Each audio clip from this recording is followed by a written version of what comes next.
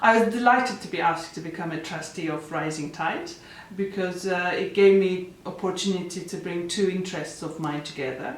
I'm passionate about theatre, acting and writing, but in my professional life as an environmental economist, I work a lot on climate change and adaptation to it, to its impact on human health and the natural environment. The first thing I think about when I see a new play coming on is why that play and why now, because I think directors especially, but the whole team, select a play, however old that play is, to tell something about something that's important now. And there aren't that many plays who do that for climate change and environment in general. The first thing that I think about when I see a new production is why that play? Why have they chosen to make that play now? Which current topics, which current issues does the play cover?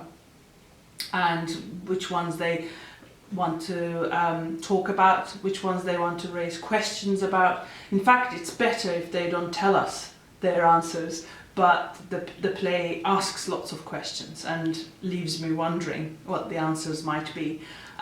So the best play experiences that I've had are the ones where after leaving the theatre I might talk about 10-15 minutes about what the characters, what the story, what the structure and the lighting and sound were, and then spend 3 hours talking about the issues that the play made me think about and the questions that I asked that I wouldn't normally ask had I not seen the play. And that's why theatre is really powerful.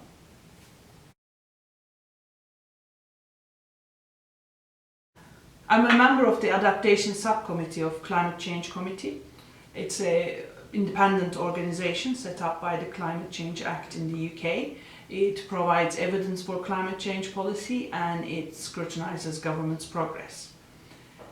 In 2016, we published a report called Climate Change Risk Assessment, because whether man-made or not, climate is changing. The top two risks in the climate change risk assessment are extreme temperatures and flooding, increased flooding, and they both affect human health, in particular mental health. And mental health impacts of climate change is not something that we used to be worried about, but there's more and more evidence that this is a serious impact.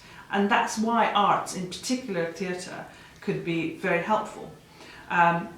It could be helpful in helping the victims of, say, flooding to share their experiences, but also for the rest of the society to understand what it is, what the experience of being flooded is like.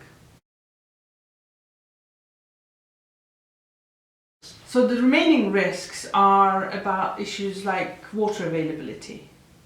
There being wrong amount of water in the wrong place at the wrong time. They are about risks to food production. 50% of the food we eat in the UK comes from abroad. It's about the quality of habitats, quality of soils and diversity of species we have.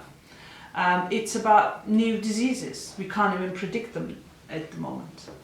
And all of these will impact on our health, our diet, how we work, how we play, how we relax, really how we live. So when faced with change, we need the arts. We need the arts to communicate the risks. We need the arts to share experiences, to prepare us for the change ahead. And most of all, we need the arts to provoke discussion, provoke action.